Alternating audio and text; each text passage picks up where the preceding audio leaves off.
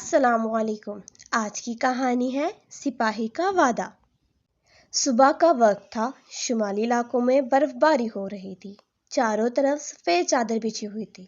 سخت سردی میں ایک سپاہی بلال اپنی چوکی پر پہرا دے رہا تھا۔ اس کا جسم کانپ رہا تھا، مگر ہاتھ میں پکڑی بندوق مضبوطی سے تھامی ہوئی تھی۔ نیچے وادی میں ایک اسکول کے بچے سیر کے لیے آئے ہوئے تھے۔ وہ پاک فوج کے کیمپ کے قریب کھیل رہے تھے۔ اچانک ایک بچہ سپاہی کے قریب آیا اور پوچھا، انکل، آپ کو اتنی سردی میں ڈر نہیں لگتا؟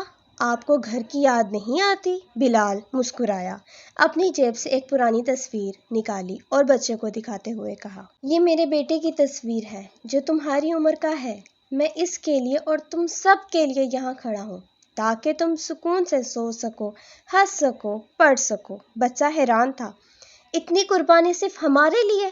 سپاہی بلال نے کہا، یہ صرف میری نہیں، پوری پاک فوج کی قربانی ہے۔ ہم نے قسم کھائی ہے، جان جائے تو جائے مگر پاکستان پر آنچ نہ آئے۔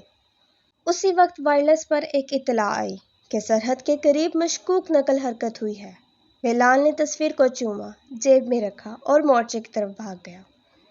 بچہ خاموش ہو گیا، ان کی آنکھوں میں احترام کے آنسو تھے۔